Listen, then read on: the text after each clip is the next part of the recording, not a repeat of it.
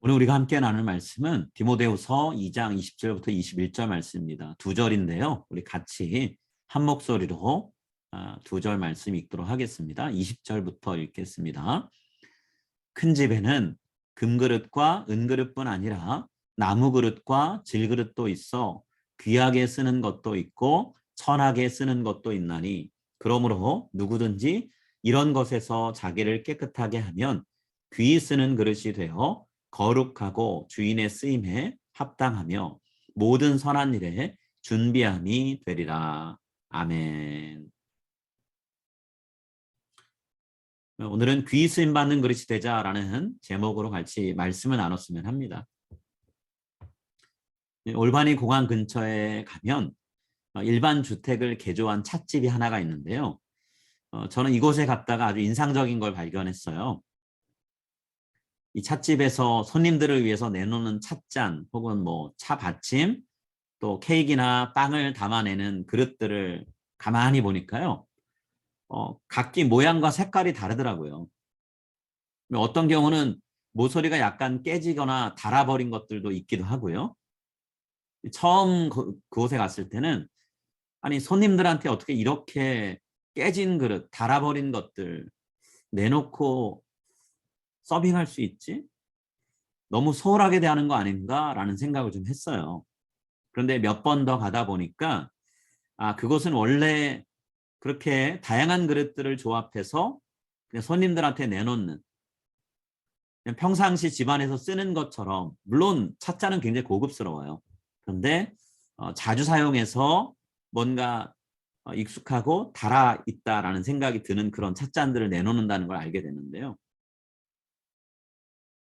가면 갈수록 깔끔하게 한 세트로 맞춰져 있는 찻잔이나 그릇들을 내놓는 것보다 오히려 각양각색의 모양과 또 색깔, 크기 갖고 있는 그런 찻잔과 차받침, 뭐 여러 가지 디저트를 내놓는 그릇들을 보면서 오히려 이게 매력적이다라고 느껴지더라고요. 여러분은 집에서 평소에 식사하시거나 차 마시거나 할 때 어떤 그릇을 사용하세요? 손님들이 찾아왔을 때 사용하는 그릇과 똑같은 그릇을 사용하시나요? 아마 여간 친하지 않은 사람이고는 집안 식구들끼리 사용하는 그릇 내놓지 않죠? 평소에 아껴뒀던 그릇을 사용하실 거예요. 그리고 되도록이면 한 세트로 깔끔하게 모양과 색깔이 맞춰져 있는 그릇들을 내놓으실 텐데요. 오늘 바울이 우리가 평상시에 음식을 먹거나 차를 마실 때 사용하는 그릇과 관련된 경험을 근거로 해서요. 오늘 하나님의 말씀을 전하고 있어요. 20절 말씀. 바울이 이렇게 얘기합니다. 큰 집에는 금그릇과 은그릇뿐 아니라 나무그릇과 질그릇도 있어 귀하게 쓰는 것도 있고 천하게 쓰는 것도 있나니. 바울이 지금 큰 집을 얘기하고 있죠. 자, 큰 집은 비유적인 표현인데요. 교회를 가리키는 표현이에요. 교회. 자, 큰 집에 가면 그 집안에서 사용되는 그릇들이 저마다 다양한 값어치를 갖고 있는데요. 어떤 그릇들은 값비싼 재료로 만든 것들이고요. 어떤 것들은 값싼 재료로 만들어진 것들입니다. 값비싼 재료로 만들어진 것들, 본문에서는 금이나 은으로 만들어진 것이다 라고 얘기하고 있고, 또 반대로 값싼 그릇들, 값싼 재료들로 만들어진 것들은 본문에서는 나무나 진흙, 찰흙으로 만들어진 그릇들이 예가 되겠죠. 자, 이 그릇들마다 사용되는 때가 달라요. 보통 금이나 은으로 만든 고급 그릇들은 중요한 손님을 맞이할 때, 뜻깊은 목적을 위해서 사용할 때 내놓게 되죠. 귀한 손님 대접할 때 우리도 그렇잖아요. 평소에 쓰지 않고 잘 보관해뒀던 고급 재료로 만든 또 뭔가 문양이 예쁜 그릇들을 내놓잖아요. 근데 반대로 평상시 가족들끼리 음식 먹을 때 그런 그릇들 사용 안 하죠. 깨지고 상해도 괜찮은 조금은 더 저렴한 혹은 값싼 재료로 만든 그릇들 사용하잖아요. 비싼 그릇 함부로 겁나서 못 사용하잖아요. 바울이 지금 그 얘기하고 있어요. 그런데 이 금그릇, 은그릇, 뭐 나무그릇, 질그릇 다 이 표현들도 비유적인 표현이에요.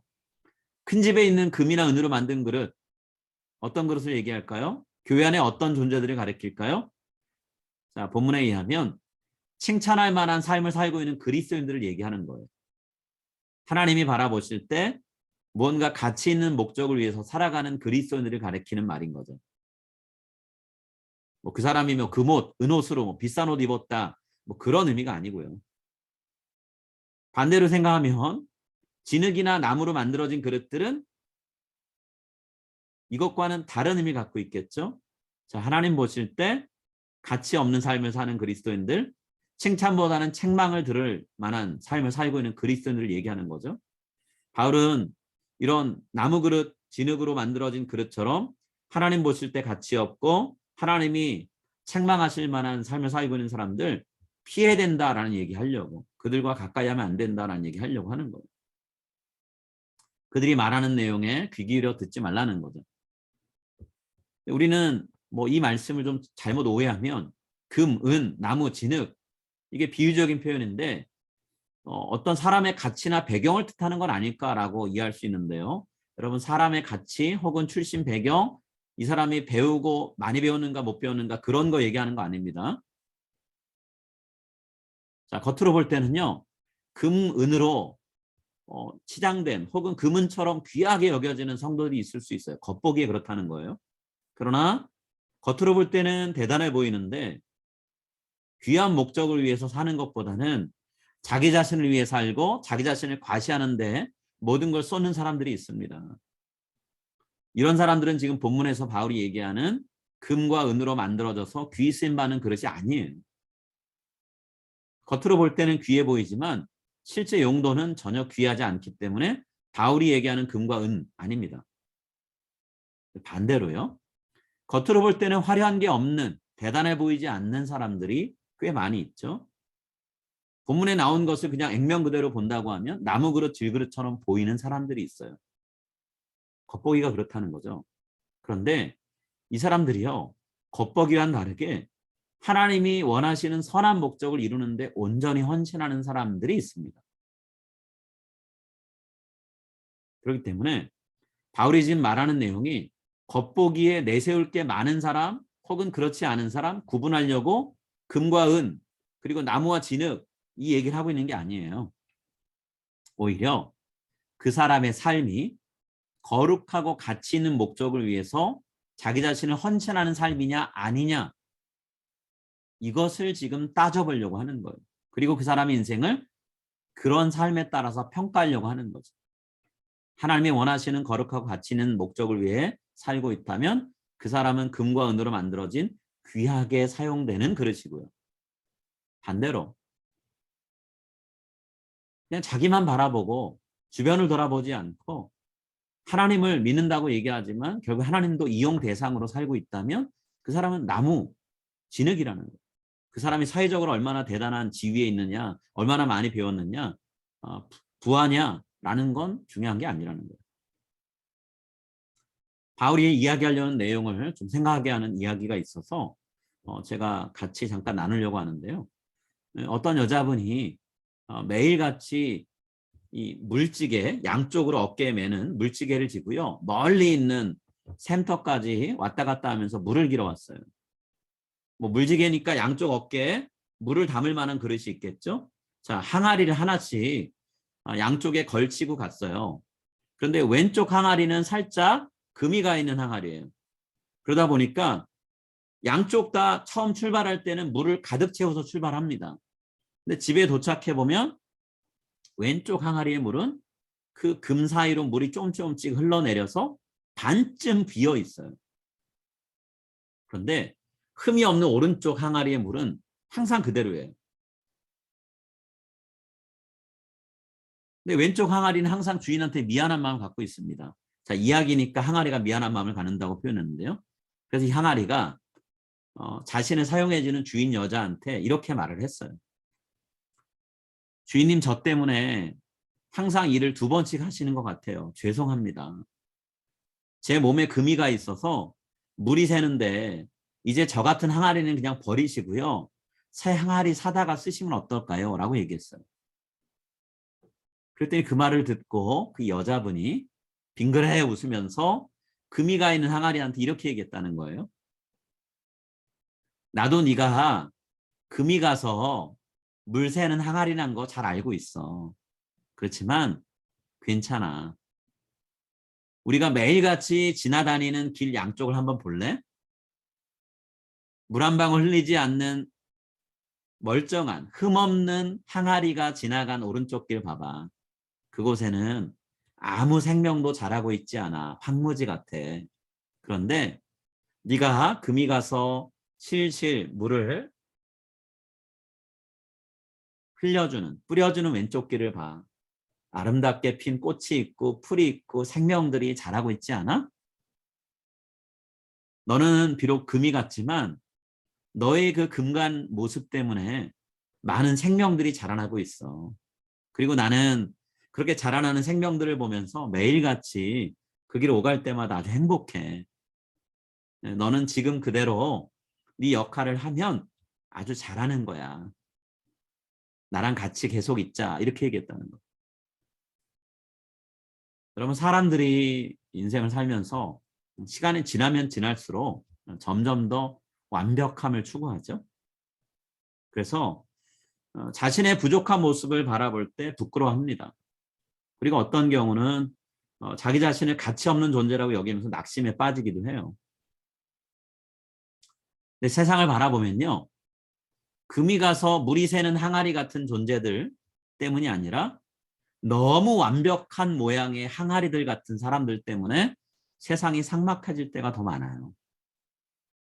금이 간 항아리처럼 부족한 사람들이 오히려 더 서로를 배려하고 인정해 주면서 세상이 부드러워지고 살맛 나는 곳이 되어가는 거죠.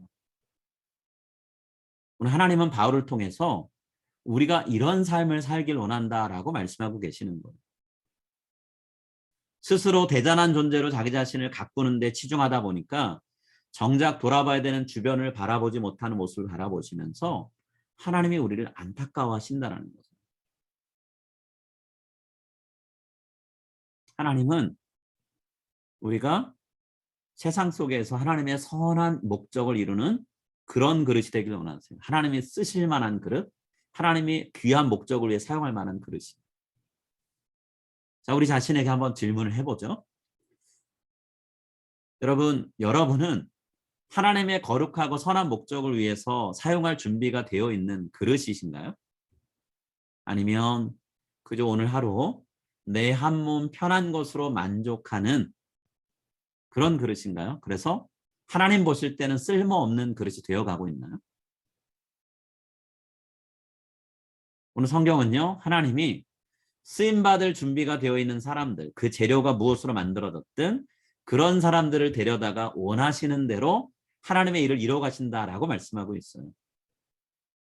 깨진 항아리를 통해서도 새로운 생명을 태어날 수 있도록 하시는 하나님, 주인과 같은 하나님이 오늘 본문에 우리가 만나야 되는 하나님이라는 거죠. 우리 21절 말씀 한번 같이 읽을까요? 21절. 그러므로 누구든지 이런 것에서 자기를 깨끗하게 하면 귀 쓰는 그릇이 되어 거룩하고 주인의 쓰임에 합당하며 모든 선한 일에 준비함이 되리라. 바로 21절 얘기하면서 우리 자신을 깨끗하게 된다라고 말하고 있는데요. 자, 자기 자신을 깨끗하게 해야 된다라고 했을 때 이런 것에서 자기를 깨끗하게 해야 되는데요. 여기서 말하는 이런 것이 뭘까요? 지난주에 우리가 살펴봤던 본문 14절부터 19절에 나오는 후메네오, 빌레도 같은 거짓 교사들이 퍼뜨리는 신앙의 해가 되는 이상한 말들을 얘기하는 거예요. 자, 그 사람들은 신앙의 해가 되는 말 했었죠. 여러 성도님들한테 이미 우리는 부활한 겁니다. 영적으로 부활했습니다. 더 이상 몸의 부활 없습니다. 라고 말했죠. 근데 바울은요, 이 사람들을 거짓 교사라고 규정했어요. 자, 거짓이란 단어가 붙긴 했지만 교사로 불렸다는 건 적어도 성경을 상당히 잘 알고 있다는 얘기겠죠. 누군가를 이끌며 말씀을 가르치는 위치에 있다는 얘기예요. 달리 표현하면 성도들이 존경할 만한, 따를 만한 위치에 있는 사람들이라는 얘기입니다. 겉으로만 보자면, 그들의 현재 위치를 보자면 금이나 은으로 만들어진 그릇처럼 보이는 거죠. 그런데 이 사람들이 하는 행동을 보면 하나님의 말씀을 훼손해요. 하나님 나라를 이루는 데는 오히려 방해가 되고 있어요. 하나님 보실 때는 쓸모없는 그릇들입니다. 그래서 바울은 이런 사람들의 거짓된 가르침에서 우리 자신을 깨끗이 하라라고 권면하고 있어요. 달리 표현하자면 이런 사람들의 가르침과 거리 두기를 잘 유지하라는 거예요. 그래서 나쁜 영향 받고 하나님께 죄짓고 살지 말라라고 충고하고 있는 거죠. 자, 또 바울은 충고하죠. 우리는 거짓 교사들의 가르침에 귀를 열고 그들의 영향을 받는 삶을 사는 게 아니라 주인 되신 하나님 앞에서 하나님이 쓰시기에 합당한, 하나님께 유용한, 쓸모 있는 존재가 되라라고 얘기하고 있어요. 달리 표현하면 나를 위해서 하나님을 이용하는 인생 살지 말고 하나님을 위해서 내 인생을 내놓을 준비하라라고 말씀하고 있는 거죠. 특히나 하나님이 기뻐하시는 선한 일을 행하는데 필요한 준비를 하고 있으라라는 것. 그럼 경기에 임하는 운동선수가 경기 직전에만 몸을 푸나요? 아니죠. 평상시에 꾸준하게 땀 흘리면서 훈련합니다. 그리고 훈련된 그 모습이 축적된 다음에 경기 당일에 컨디션 조절하고 워밍업해서 몸을 최상의 상태로 만든 다음에 경기에 임하죠. 마찬가지로 하나님이 내가 너를 쓸게 라고 했을 때 그 말씀 듣고 그때부터 준비해서 되는 게 아니라는 거예요. 그 전에 준비가 되어 있어야 된다는 거죠. 예전에 선배 목사님들이 후배 목회자인 저 같은 사람들한테 그런 얘기 하셨어요. 언제든지 목사는 설교할 준비 해놓고 있어야 된다라고 권면하셨어요. 그렇게 말씀하신 이유가 있는데요. 언제 어떤 상황에서 갑작스럽게 말씀을 전하게 될지 알 수 없기 때문이라는 거예요. 누군가 갑자기 길 가다 만났습니다. 근데 이야기가 길어졌어요. 이야기를 듣다 보니까 그분에게 필요한 권면의 말씀을 전해야 될 필요성을 느끼게 돼요. 그때 평상시 설교 준비하듯이 주석 보고 성경 몇 번 읽고 묵상하고 그런 누구나 내 말씀 전할 수 없잖아요. 곧바로 성경 말씀 어느 구절, 뭐 정확히 어느 구절이라 말은 못해도 성경 이런 내용이 있습니다 하면서 권면의 말씀, 위로의 말씀 전해드릴 때가 있잖아요. 그래서 옛날 선배 목사님들은 목사는 항상 말씀 전할 준비되어 있습니다라고 얘기하셨어요. 물론 기도 준비도 마찬가지죠. 목회자는 아니지만 저와 똑같은 성도로 살아가는 여러분은 어떤 준비를 하고 계셔야 될까요? 여러분도 설교와 만큼은 아니지만 하나님의 말씀을 전할 준비를 항상 해놓고 계셔야 돼요. 언제 어디서 예수님을 믿으라고 혹은 예수님을 소개하라고 복음을 전할 수 있는 기회가 우리에게 주어질지 알 수 없기 때문이죠. 항상 말씀 전할 준비해야 돼요. 때를 얻든지 못 얻든지 우리는 말씀 전해야 됩니다. 누가 우리의 말에 귀를 기르든 기르지 않든 우리 말씀을 전해야 돼요. 자, 또 다른 준비도 필요한데요. 우리가 살다 보면 어려운 상황에 처한 사람들을 만날 때가 있습니다. 길 가다가 어려운 상황에 처한 사람들 만났을 때 고민하지 않고 도와줄 수 있는 준비가 되어 있어야 된다는 거예요. 물론 평상시에 우리가 마음을 굳게 먹고 일부러 찾아가서 누군가를 도와야 될 때가 있죠. 지금 우리가 스트릿 솔저스 혹은 시티 미션 이런 단체들을 정해놓고 꾸준하게 매주 발런티어를 받아서 섬기러 가는 것. 이건 의도적으로 우리가 가는 거잖아요. 이런 사역이 필요합니다. 그런데요. 뜻하지 않은 순간에 누군가를 도와야 될 때가 있어요. 근데 이 일은요.